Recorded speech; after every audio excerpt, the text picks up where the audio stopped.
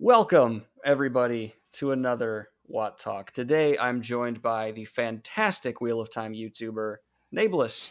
Recently, he put out a video about Wheel of Time, or Lan's casting within the Wheel of Time adaptation. Very well done. Had some choices in there I'd never seen before. I'm sure a bunch of you are already subscribed, especially if you're listening to Watt Talk. But if you haven't checked him out already, please go do. How's it going today? I'm going to pretend like I didn't just ask you this question before we had some technical difficulties. Right, and I'll pretend like I didn't just answer it. Hey, I'm doing great, Daniel. Thanks for having me on. No, I appreciate the kind words, and I wanted to throw some appreciation your way. You were the person that inspired me to make a YouTube channel. Just thinking, I saw somebody making Wheel of Time content and thought, that's awesome, and we need more of it. And I just thought I would do it, and Yeah. it really loving the response from the community. It's been a lot of fun. So, Well, I really appreciate it. You've had some skyrocketing growth. I think you're already over 2K subs, which congratulations on that. thank you.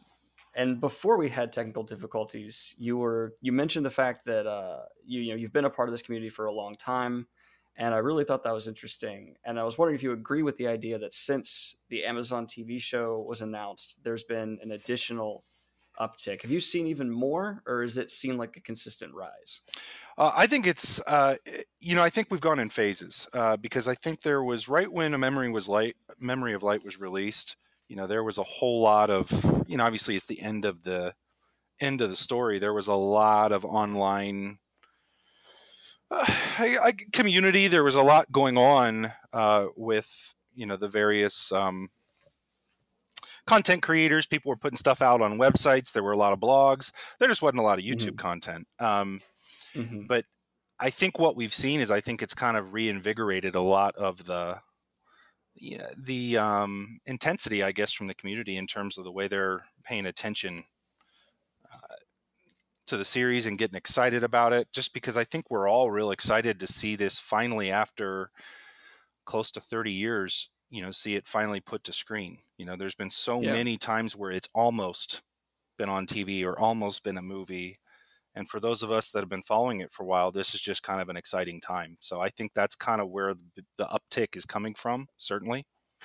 Mm-hmm. Well, it's we have had one adaptation before, and we also had a video game. Right. A lot of people don't like to mention the previous adaptation, but the video game, I don't know if you've ever given it a playthrough. It's well done. I actually like, not even as a Wheel of Time fan, objectively, it's a great game from the era it's from. I would have never thought to make the Wheel of Time a first person shooter, but they did, and it worked out surprisingly well. And so, have you ever given that one a go? You know what? I haven't. I watched your playthrough of it, and I thought, you know what? I'm going to order that. My problem is all I own are Macs. So I know all you haters out there, I don't think there's a Mac version of it. And so that's actually why I haven't ordered it.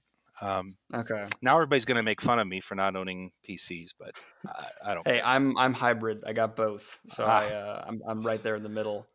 I as a software developer, I actually, in that capacity, I fall on the Mac side, so I'm with you there. Which we can get all. Let's not dive into technical specs of Mac and PC. I don't think that's why people are here. But with the question I wanted to ask you to really kick this off and get going is, upon rereading the Wheel of Time, because you and I have talked about this, you said you've read the series many times. So I want to know what stood out most to you upon your second to fifth rereads, your fifth to 10th, 10th to 15th.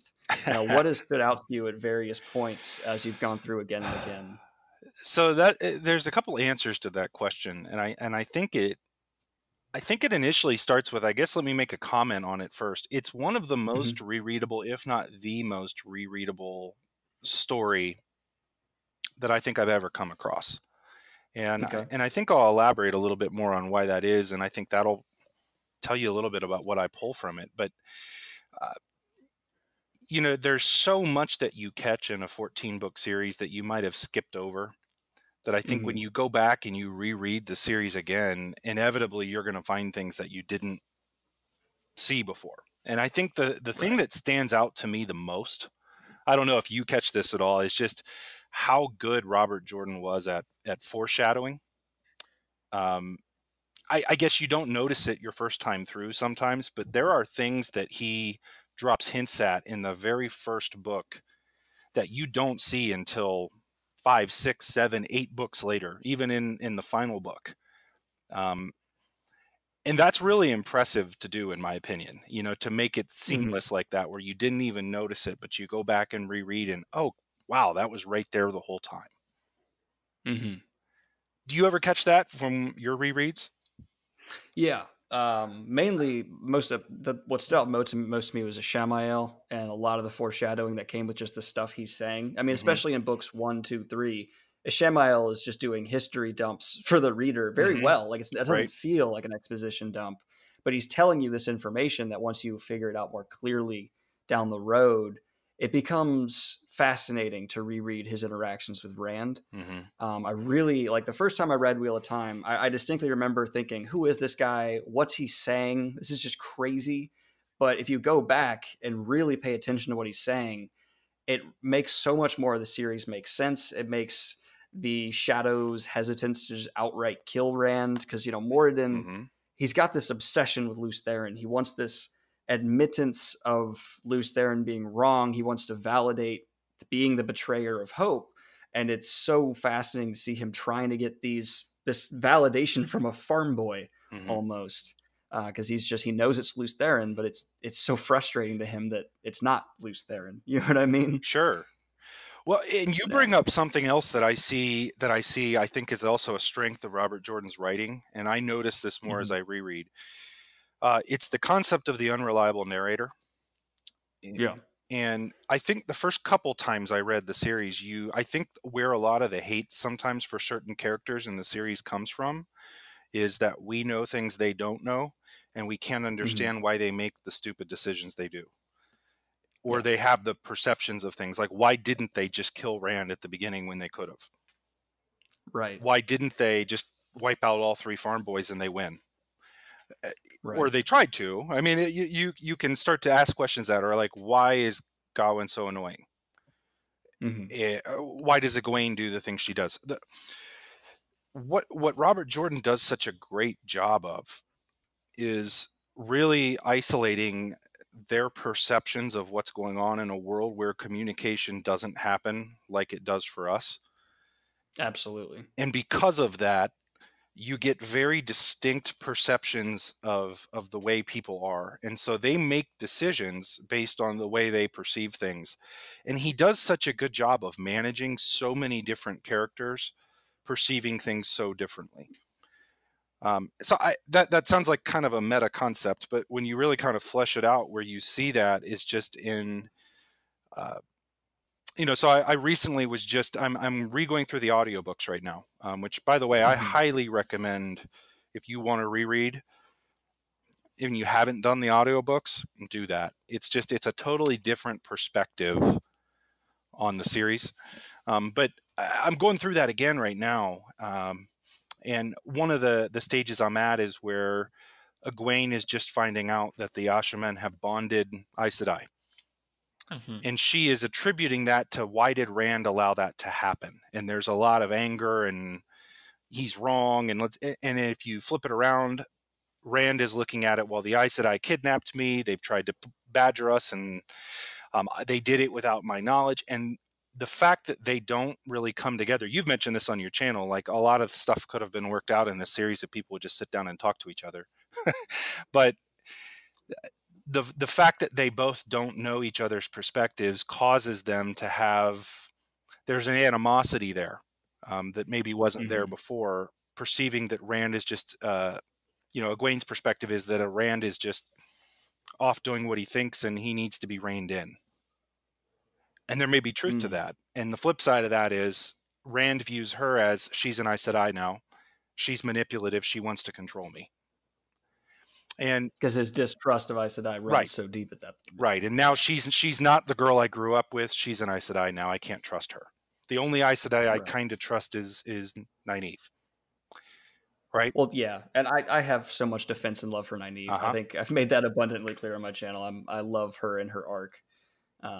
But that's a really good point you bring up, and I think it's even. I think Robert Jordan tried to really establish it at the beginning with how the young teen boys see Nynaeve and Egwene, and the women badgering them. And I've seen so many people say, "Oh, the female characters are so nagging," and I'm like, "Well, yeah, you're seeing them from a 17-year-old's eyes. Like, Right. of course they are, because they're seen in this light where it's, oh, they're just trying to mother me because it's from a 17-year-old. It's not. I wouldn't say it's unreliable narrator to the extent of like the book American Psycho, Right. but it's unreliable narrator in the presentation of what's happening. Mm-hmm. Well, you mentioned Nynaeve, so let's talk about that one, because she's a good example. How many of us know somebody in our life that means well for us? And this is more than likely your parents, but they mean well for you, but they don't always practice what they preach. So have you ever had somebody in your life that said, "Do what I do, not what I say," or "Do what I say, not what I do"? Right? One of my roommates that I was really close with, exactly that. Yeah.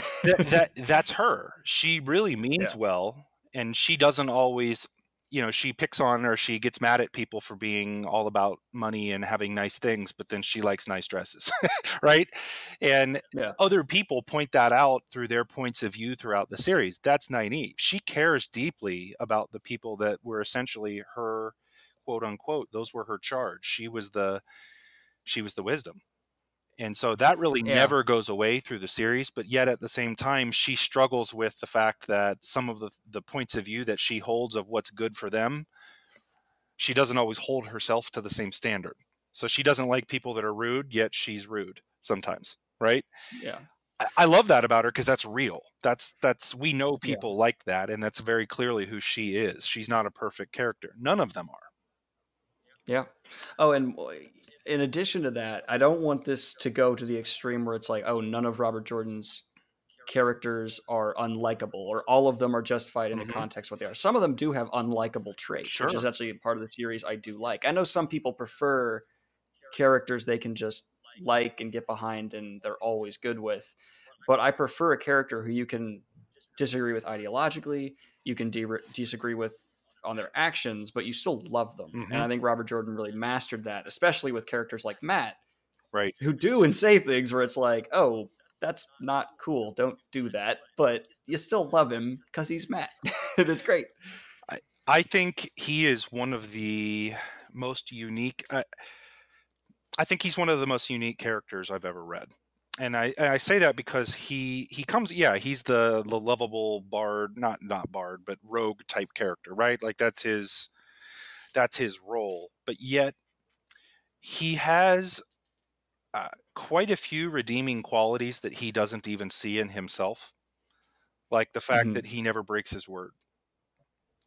Yeah. Like, I love that about him. He views himself as being selfish, yet he's often caught doing selfless things. Right? And that's expressed brilliantly with his relationship with Tom. Right. And he has such a unique character to him. And I think that's why Brandon Sanderson admittedly had trouble writing Mat. And you can catch that. Like the difference between the way Mat is written in The Gathering Storm and the way Mat is written in Towers of Midnight is drastically different from Brandon Sanderson's point of view. And it's very noticeable moving from Robert Jordan to Brandon Sanderson. I think that's probably the one character that is the most noticeable change. I know that's one of the things you guys just talked about in your last Watt Talk with the girls from the White Tower podcast. That to me, to answer that question, was the most notable change. And I think that a lot of that has to do with how difficult Mat was to write as a character, nailing his tone and yet, being lovable, yet competent, yet immature at the same time. Like all of that he's a difficult character to write, I think. Yeah, because it's very human. It's very realistic because those kinds of people do exist. And it's more than the trope from fantasy of a lovable rascal with a heart of gold, because there's also a level of insecurity with Mat. There's he is flat out vindictive at times, I think is the right word when it comes to like the golem. Like he has some, I'd say, anger issues towards the golem, which I don't blame him. It's probably the most frustrating villain to deal with in Wheel of Time. I won that fight, it should be over, but the thing is fine. Right. That right. is horrible.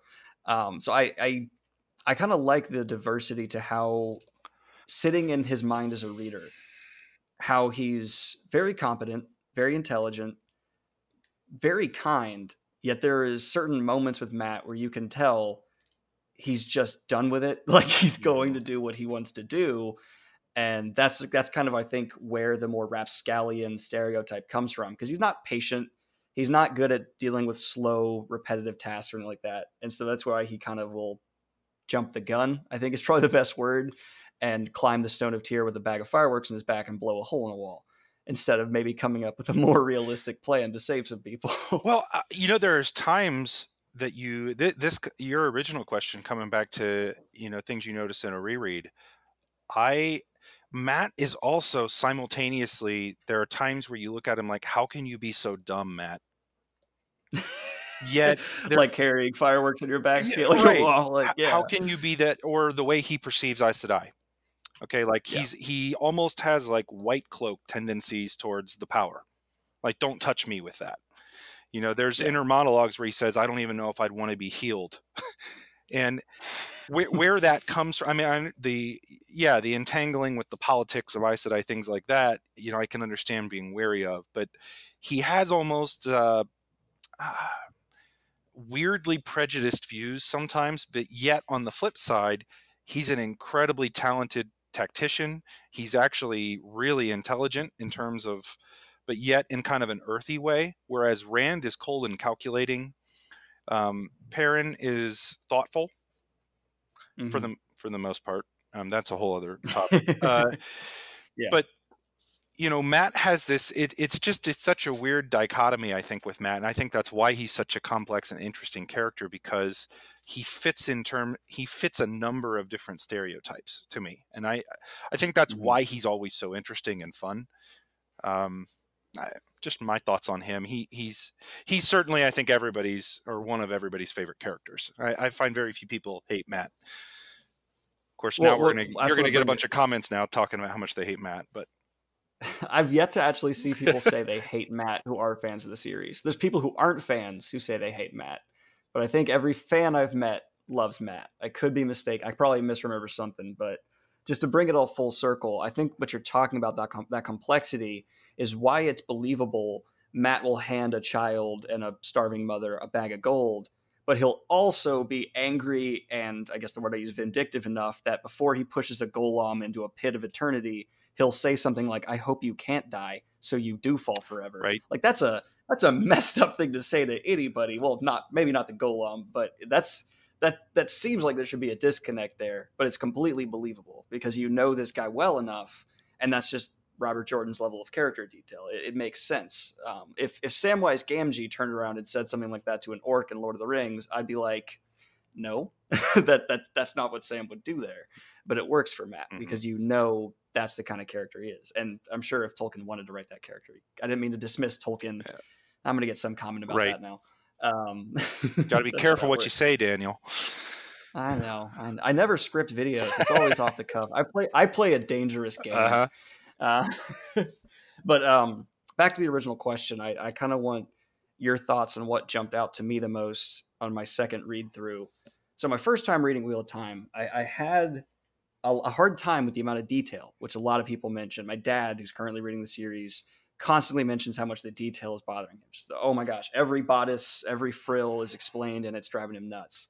But upon my rereads, one, I could skim the ones where I already knew, so that probably helped. But two, some of them I enjoyed much more because now that I had all the cultures straight in my head, how the cultures affected characters, I understood how much of that detail stuff really mattered to the situation. Like, yes, Robert Jordan spends a lot of time talking about Berelane's dresses, but if you look at the situation and the political dynamics and what's unfolding, it's kind of necessary to make that note because very often the men who are talking with Berelain are distracted or not doing as well as they should, and that's kind of a very intentional choice.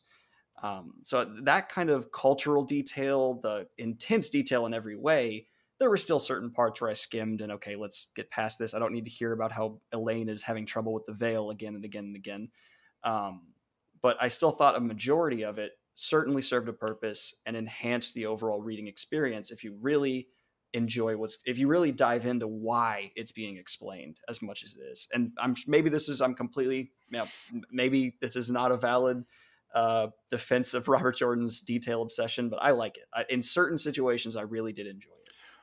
Well, so uh, in a nutshell, I agree with you. Mm-hmm. So my first read through, just to give you, I'm one of those people that's very plot focused. Mm-hmm. I'm not usually detail focused. I love finding out what happens. I'm the kind of Mm-hmm. person that likes spoilers on a movie. I don't know that this is just how I am. I like to know. And so Okay. when I first read the series, I was super interested in not so much the details of the world building as much as I was, ooh, what's going to happen next? I don't know if that makes Mm-hmm. sense. If you've ever read and you're just kind of like, I want to know the story. That makes I sense. I think I understand. think when I reread the series more and more, the detail part of it became more and more important to me. Um, Mm-hmm. Now to the point where I don't skip anything when I reread. And it's funny because the more I've read it and the more I actually know it, the less I skip. And that maybe seem odd, but I do think that's actually an endearing part of his writing style is that detail oriented approach, because he is, for those, there's two types of way. I guess let's put it this way: when there's two types of ways to read things, do you want to picture this in your mind of where they're at? Because what he's doing is he's giving you the details you need to paint a perfect picture of what he intended. When they're making the show, they're going to have a much easier job adapting this because things are described in Mm-hmm. such detail. I don't know if you've ever thought that, but it's going to be very cool because it's visual. Mm-hmm. It's not leaving as much up to our imagination as it is. He's given us that. Now, to me, I like that. At this point in time, for me, I relish in the detail. I find it fascinating. I find it gives a lot of depth to the series. Mm-hmm. But I can also understand the other point of view. And Mm-hmm. so, yeah, in a nutshell, I agree with you 100%. I like it. I like the detail, but I know not everybody's going to agree with that. Yeah, that's fair. And I won't even go as far as to say the people who are bothered by it are wrong. I think there is legitimate. Mm-hmm. This has been said 5 times. Let's stop it. I get it. Barrel Lane has low cut dresses. Move on. But I still think each scene it's reiterated in it usually plays a part. Mm-hmm. Now, one culture I always tell people to pay attention as close as they can to the details that are given is the Shan-Chan. I absolutely love how much their character is told through their look. You can learn so much about their culture just by looking at them, pretty much. And I think that really lends to what you're talking about, the visual medium. If portrayed right on the screen, I feel like a viewing audience, if the costuming's done right and the framing, can learn half what they need to know about the Shan-Chan by their first appearance on the screen. Mm-hmm. Because they're so clear in who and what they are based off of their look. This imperial, I don't know how to put it. Is caste system the right word for what they have? Yeah, You know what I'm talking about? it is an imperial system. You have Yeah, an empress. yeah, You have a very but clearly more like defined a caste system, just like you said. I mean, there's yeah, classes that are defined, and there are rules based on which class you are, and there's slavery, and different slaves have different roles. I mean, there's everybody has a role in that society, mm-hmm. and they know, for the most part, if they're Shan-Chan, they know their role. Mm-hmm. But you hit on a bigger point too. Not to take this a different direction, but the Sure. look or those descriptions are also what separates the cultures. I can tell by the way that Robert Jordan describes, if he says it's a high-necked dress, that's most likely an Andorran dress because that's the Yeah. style. If he says it's really low cut, well, that's Damani. Those little interesting things are a part of the way that he differentiates the different cultures and countries essentially in the story. That's where I think you start to see the value of it. You have most Terrans have, fine, like pointy cut beards. Like you almost want to think like Mm-hmm. 17th century or 16th century Spanish. Like that's the way in the way they dress. Kyrianen are very proper, and it's a very detail oriented. He does that with the way they dress, and I think that's clear. I think it was done deliberately that way. Obviously, that's his writing style, but I think it adds a lot to the book because we know the cultures and the characters better and how they act by the way they dress, by the way they look, by the way they talk. So I find it interesting. I think that's you hit the nail on the head with the Shanchan. So yeah. Well, then as much detail is given in the Shantan is given, and boatloads more to the Aiel. mm-hmm. And I've said for a while now, and I will back this up until the show is on the air. For the Wheel of Time to thrive, they need to nail two things, and one is channeling, and two is the Aiel. Outside of just character, plot, Mm-hmm. all that stuff being portrayed well, the gravy on top for what this show is to me is the channeling and the Aiel. Assuming the script's done well, the direction, all these very important things. If you can portray the Aiel from the books to the screen accurately, that is something I don't think has been done before. It is something that is so fascinating. I think it could just draw in such a huge audience because they're so well done, so neat. I don't see any other part of the series that I want to see done better in terms of just the world, aside from channeling an Aiel. I 100% agree with you. I feel like, and let me take a step back from just the Aiel, because I think they're a perfect example of a bigger point that I'm hoping they nail. Okay, with the Wheel of Time doesn't really copy anything, but there's definitely homage paid to a lot of stories that came before, right? Like a lot of the opening couple chapters of Eye of the World feel a whole lot like the Shire. That's very much a Lord of the Rings. I mean, it's meant to, right? Yeah. The Aiel, and this goes for a lot of the different aspects of the show, when they translate this to the screen, okay, in terms of the way it needs to look, there needs to be, I hope what they nail is they need to make it distinctive. Like what I don't want to see is the Aiel be the Fremen from Dune, right? Which is definitely a culture that there's an influence from, at least in writing, right? Like you've read Dune, right? Or you've seen it. You've talked about it. So I've read and watched it. I respect the book. I don't love it. I'm with you on that. Now, but there's definitely a feel, like you can definitely feel some influence there, right? Oh yeah. And so what I want is other shows that have been brought to visual medium. I don't want it to feel like that they were ripped off from that. I want it to feel distinctive. I think the books do a great job of that, but I'm hoping that makes it to the screen. There's a lot it's a lot harder. In some ways, making a show is easier, and in some ways, it's much harder. One of the things that I'm with the Wheel of Time, one of the things that makes it so great is the point of view chapters, where we get to understand what people are thinking in detail, right? How do you translate that to the screen? And so you have to condense a lot of stuff into shorter clips. And so I'm hoping that with the Aiel, I agree with you. They need to nail that. And I want them to feel like a completely distinct and unique culture that they are. I just hope it makes it to the screen that way. Does that make sense, or am I rambling? No, that makes complete sense. Now, we're talking about the show, and I'm going to change topics if you don't mind, change direction here a little bit. It's a surprise question I want to start hitting people with as often as I can, because in general, when I've had this talk with people, I've gotten very different answers, and I'd love to know your take. I'd go as far as say you have an expert take. So let's see what your opinion is on this. If you had, okay, so the show can adapt everything perfectly. Some things have to be dropped, some things have to be changed. Just by the difference of medium, some things need to really change. What do you think should be cut from the show? Okay, so this is actually a video I've been working on, and I'll drop some hints here. And because what I've been doing, I'll give you hey guys, behind the scenes clips, or behind the scenes of what I've been planning. I'm going through and I'm going to make a season by season prediction on what I think each episode will be based on the books and how I would adapt it. I've been working on that for a while. It's quite a bit more work than I thought it would be, but I intended to have that out 2 weeks ago, and I don't think it's even going to be out for 2 weeks. So we'll see.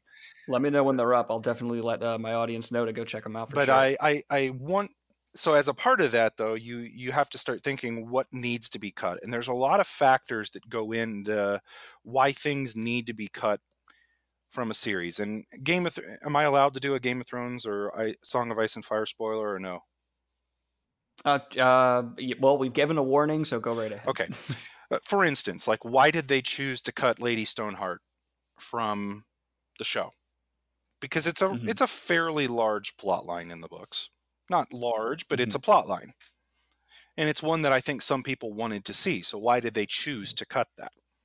Well, it's fairly isolated. Right, it's isolated, right? So that's one of the things that you got to look at when they're cutting something is it isolated? How much impact is it going to have to the rest of the story? And is it interesting enough that it's worth maybe sidetracking the main plot? And so I think you have to start applying that lens to the Wheel of Time because it's so much bigger. Okay. Yeah. And so, okay, so coming back to your original question, okay, now that I've given enough backstory, to answer that in a short way, I think that there's inevitably going to be side characters that have fairly large plots that need to be cut. One area that I would love to get into a discussion with you on, because I disagree with you on it, and I'd love to talk, is the Forsaken. Because I know in the past, if this is still your opinion, cool, but you've talked about that you would definitely cut the number down, right? Is that still hold that opinion? So here's my evolved opinion on it. Keep 13. That's fine.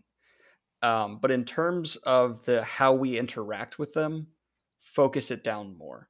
100% agree. I would focus who we are interacting with from the Forsaken more more intensely. I would, some of the stuff that's happening with Moghedien versus, whatever, just condense. Because with the amount of characters in Wheel of Time and the amount of time you have for a screen, I just don't think they can all be done justice. So keep it at 13. I used to say cut the number down from 13. I don't think that's necessary. But yeah, just do what I said. Just make it so we focus on only a couple of them to make them feel more intense. And maybe that turns a couple of them into cannon fodder and people are disappointed in that sense. But I think having a real relationship with a few people from the Shadow that is as well realized in the show that it is in the books, or even more so, will help the show in the long run immensely. So I 100% agree with your evolved take, because my main issue before when you said that, and again, we're talking about a fantasy show, so it's not that big of an issue, but the reason that I disagreed on cutting them is I actually don't feel like they play a large enough role they don't take up enough screen time, at least a lot of them don't, that there are a couple of them that are just cannon fodder. They do things, but we don't always see them. Okay, so yeah, in the Eye of the World, for instance, again, spoilers, the end with Agenor and Balthamel, we don't know much about them until they show up and die, right? We know one is really, really ugly. Yeah, that's it. It doesn't talk. He doesn't even speak. Right. So, we don't know a lot. And then, yes, those two are, again, spoilers, reborn later, and we get to know them slightly better, although not really, because we don't even know Corlan Dashiva is Balthamel. Or I'm sorry, no, that's Agenor. We don't know that that's Agenor until almost right after he dies, or right before he dies. So, I don't know that they necessarily need cut. I almost say that you're right. We need to focus on a few. And I guess let me throw this back at you. Which few would you focus on? Lanfear, Moradin, Moghedien, Rahvin. I'm very interested by Rahvin, and he served one purpose, but he did it so well for the series. So I like that. And outside of that, those are the four. I mean, did I say four? Yeah, those are the four I would focus on, and the rest I would basically make their plot involvement null. Okay, so I would shift that a little bit. I love Rahvin. I just don't think he plays enough role to get invested in him too much. Okay. The ones that I would be, I agree with Lanfear. I agree with Moradin. I agree with Moghedien. I would throw in Grendel. See, I would combine Grendel and Moghedion's plots in a lot of ways, but that's just my They're so take different on in personality, and I think Yeah. Grendel represents, like she deliberately represents, what's the word I'm looking for? Just, you know, I mean, she's a caricature of extravagance. She, you know, makes rulers her toys. She's always naked. She's got people essentially having orgies all around. I mean, she's the epitome of what happens when you have ultimate power. She's like a, you know, she's like Nero in a sense. I try to think of a good example or the word I'm looking for, but I think that that's a great. I think that there's some depth in her character because she's, yes, she puts on that image, but she's also really smart and a great manipulator and knows when to do it and when not to. I think she's an interesting character. I should put it that way. And I feel like the role that Demon Dread actually plays at the end will merit him some involvement earlier in the series so that he doesn't seem to come out of nowhere. I think that's a change that they will make. Is they're going to drop him a little bit more in the various plots. And I wouldn't be surprised to see them actually tell us that he's in Shara. Okay, I wouldn't be surprised for them to tell us that he actually went and show the scene where the River of Souls, that the non-canon story. I wouldn't be surprised to see that be on screen. See, here's where I'm going to disagree with you on that a little bit. I think it should be handled slightly differently, but I think instead of telling us where he is, you know, let us know about as much as Shara as we know from the books. Make it a very background that exists thing, but make it clear that it does, and have characters kind of just, you know, okay, there's these Forsaken left. We need to find out where Demon Dread is, and then when he enters the last battle, those who haven't read the books, I don't think it'll feel so out of place. It'll feel more like a, oh crap, that's what he's been doing thing. I actually like that it's this sudden stakes raiser, because if without that ball drop, I think that ball drop in the Memory of Light, for me, I remember when I first read it, I physically just thought, oh shit, like this is huge. Excuse the expletive, but there's really no other way to put that. Like, oh, there's an entire nation that just entered the field. There's like the meme player 3 has entered the game. That just happened. And I feel like if you spoil that, it can take away that sudden just wow. I don't want that to be known. I want it to be a holy crap moment. Now, I agree with you, though, that if it's handled poorly, it'll just feel like a, oh, okay, this feels weird thing. It needs to be foreshadowed, but not given See, away. to play devil's advocate, I don't necessarily disagree with what you just said, but to play devil's advocate, one of the main criticisms of A Memory of Light from a lot of folks was that why and how in the world did he really get these people to side with the Shadow and fight alongside Trollocs? How? No, I feel like what I worry about is in reading it, I suppose we can kind of understand it, although it was still a question. I feel like when it's on screen, it'll be kind of like a WTF moment for people. Like, are they all Dark Friends? Because they weren't, right? And Demon Dread as a character actually cared for, I forget her name, but there was the Sharan woman. He actually cared for her and mentions it in his thoughts. Like, there's some depth there. I just feel like if they can do that where they can still leave the surprise of it, but maybe have a couple red herrings and mislead us a little bit, but not address it at all. Okay, up to that point. I'll throw some evidence to back up my claim that it can still. So look at the Battle of Minas Tirith in the movies. A lot of people claim they read Lord of the Rings, have not. But most people at the Battle of Minas Tirith, when those madmen showed up on their elephants, didn't really say, oh, like, what's happening here? They understood the one reference to them earlier. I think it's in the Fellowship of the Ring. And it just, okay, this works too. I don't think enough people will have a problem with it to make it feel as jarring as you think. But again, I this is agree. all about execution. It could be done way And the other. that's going to be the key with everything, is how it's executed. Yeah. Now, I am super excited, not to shift the conversation, but I have, for anybody that is kind of not a super, like, I read every news article that comes out type person about the Wheel of Time, I can tell you I am one of those people, and I could not be more excited by everything that we have heard from the showrunners Mhm. about what's been announced. There is very little that I've heard that makes me apprehensive, because the director that they just announced, she's Oh she's yeah. awesome for the first 2 episodes, and that just tells me right now the direction they want to go with this. I couldn't be more excited.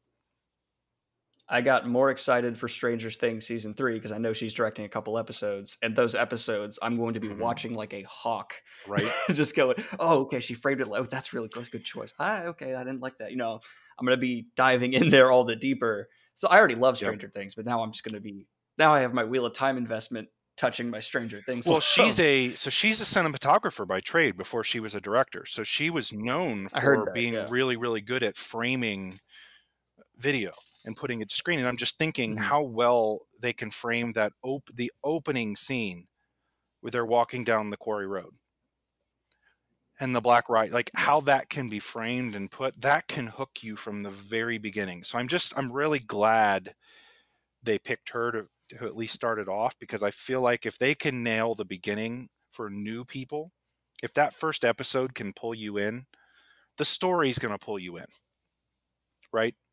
Okay. So I need to shift topics a little bit if you allow Please. me real quick. I This is something I am passionate about, but I hear not enough people say. The Eye of the World's opening and a majority of the book feel more like a horror novel than so much of the rest of the series because you're in these scared kids' boots. But like the opening scene, it's borderline just horror with the presence of the Murdral, the way it's framed to the reader.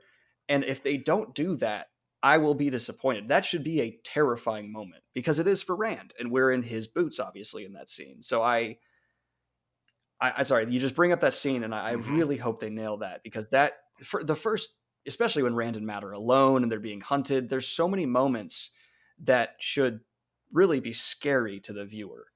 I want those so present, so strong, and having a director who's done a show that does do scary things well, Westworld. There are moments in Westworld that are jarring with how suddenly it just shifts in tone, but it feels right. I got my hopes so much higher Yep. for that because she seems like if anyone can, she could helm it very well. Well, and what's going to be so important, just like you said, let's think about the most famous fantasy adaptation, arguably the second most famous, is Game of Thrones. And how did that start? Well, you have the scene of the Night's Watch behind the wall and the White Walker show. I mean, that sets the tone right there. I remember, And even in the I lower, watched that and I was like, sorry, oh shit, sorry, shoot. you're fine. But I watched that, and it gets you hooked, right? Yeah, That opening scene, you're right. and It's got to be nailed. Like, they got to do it well. and it serves a purpose because even in the lulls of season 1 for Game of Thrones, that opening scene sticks in your head. Even when you're kind of just, okay, these people are talking, that tone setter lets you know of a greater threat. Right. So if we present the presence of this Murdral as this horrifying moment, even when it's just Beltane, everyone's hanging out, oh no, fireworks, dancing, it's in the back of your head. Even if you're not consciously thinking it, your brain is thinking, what about that writer? We haven't had that answered. You know what I mean? That's so crucial for making, especially Winter's Night, a great little circle, a little movie that the first episode should be. Because I think it should end with Winter's Night starting. So where do you? I think I know your answer to this, but what do you do with the prologue? I was literally about to ask you the exact same thing. That was next up for me to ask you what you think to do with that. Well, I have not decided. I don't know. I know the first shot should be that country road. I don't know about the prologue, though. So I'm torn with this. I don't think the prologue is the right way to start off the series, because you're essentially going to show this futuristic, although it's the past, Well, it's also the future, I guess. I don't know. But right. But you're going to show this place in disarray, and then you're going to have these characters where you don't really understand the context. I think it's set up as a great flashback scene. I think it would be great for before they get to the Eye of the World, before Rand realizes that he's the Dragon Reborn. I think some of that information that's dumped in that prologue is going to be important before we start getting to understanding who and what the dragon is. Okay, so if they don't do the prologue, here's what they have to do. I think they've got to be able to show the world. And so this actually brings me up to another topic, though, is what is the opening, like the credit scene? Like, how do we get information about what's going on? Do you just start with walking up the road? Or how do we do the wind blew here? It was not a beginning, but it's a beginning, yeah, you know what I'm saying. How do you start that? And so as I'm brainstorming out loud, talking about this right now, I really feel like almost some type of an opening shot of, if they did the prologue, showing the way the world changes in almost like a time lapse of 3,000 years to show us. Make it a montage. A very well done one. Okay, where you can see the world changing. Like, what did the breaking of the world do? Because that's the context that we have to understand where our characters are now and what the threat is. And if you don't have that, if you remove the prologue, then you lack the context to understand a little bit about what's going on and what they're talking about with cycles of rebirth. I mean, the name of the show in the series is The Wheel of Time. I mean, how do you communicate the wheel and the way that time is cyclical, and do that in a way that helps us understand as a new viewer? I mean, we're going to get it, but if I'm a new viewer, how do I communicate that? I think that's the question that needs answered. And so I'm still not really sure what to do with the prologue, because I think it plays a role, but does it fit right there? Okay. I like your idea of the opening being an information dump that's subtly given. I think how destructive men who are insane should be communicated in that montage. Show the breaking, show something like that, show time elapsing. I like that. But for the actual prologue, that I think that scene as it plays out in the book is so crucial. Maybe end season 1 with it, because it answers a lot of questions and raises a lot. And I think, you know, the ending of the Eye of the World is great, but it also kind of leaves like okay, and done. You know what I mean? It's a very sudden stop. So if you then kind of transition into this scene, I think it would be a nice way to make people for season 2 who have not read the book go, okay, there's a lot more that needs to be discovered. There's a lot of things going on. I can't wait for season 2. It almost acts as a nice. I think we could do about 5 or 6 Watt talks on these topics, Daniel. But I would tell you this: I don't think I actually think there's zero chance that the first season will end with the Eye of the World. I think it's going to be the Eye of the World and the Great Hunt, and that's just based on the episode drops that we've seen so far. I don't think it's going to be. Well. I think if we're getting in most Amazon shows, so I did a video breaking down the way Amazon makes their shows. And how they budget for them and all that, trying to break down kind of what we should expect. I think we're going to get 10 episodes in the first season. As of right now, we've seen 3 title episode, names from Rafe. Now, he's messing with us a little bit because the 3rd episode is a chapter that happens before the 2nd episode chapter, at least if you're following chapter titles.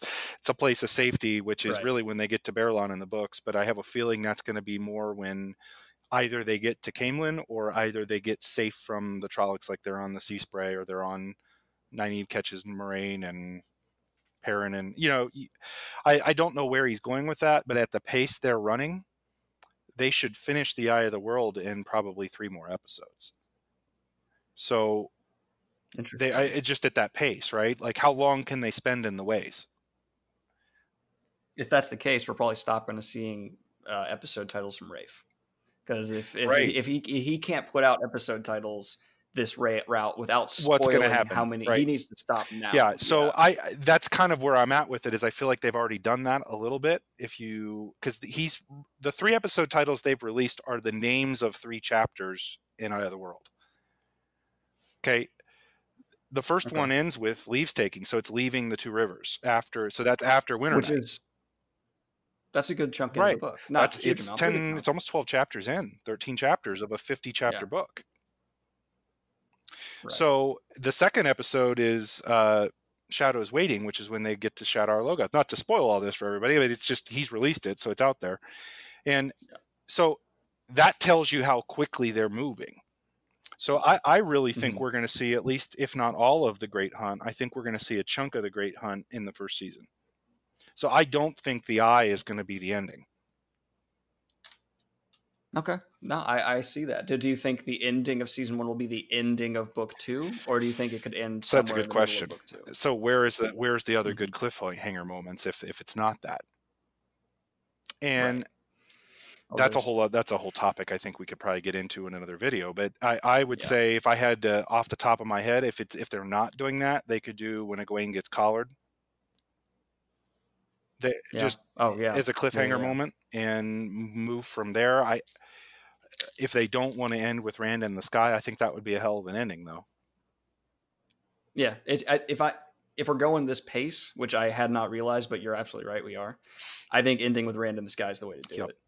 I think you might need 12 episodes for that, so we'll see what happens. We just don't know enough information to really predict it yet, but and that may be a good thing too. I don't want to know everything that's going to happen in each episode. I want to know it all. Well, we're gonna know it all. I just want to see how they're going to do it. I'm excited for it, man. I don't think we've seen anything. There's very little that I've seen that, even when they're releasing Moiraine as the main character in that little blurb, and I know some people were a little concerned with that because she's not the main character, but she kind of is. Okay, at the beginning at least, and I feel like that's a great route. Nothing they've released, nothing they've done has me concerned so far as a super fan. And I would be the first one to be super concerned about certain things. I'm not that much of an apologist. So I don't know if you feel the same way or not. I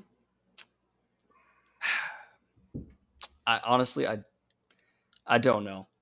That's the best answer I can give. I don't know. There's so much, and we all have so many questions that it almost becomes like it's like waiting for another book. It really is. We're all sitting here basically waiting for another book. It feels like it's the same feeling, at least in my experience. Yeah, it really is. And the cool thing is we're going to start.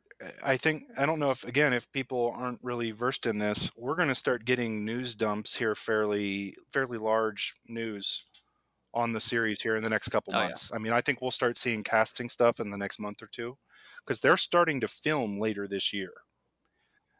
Yeah, I recently screwed that up in another Watt Talk. I said they were filming next year, and so many comments. Yeah.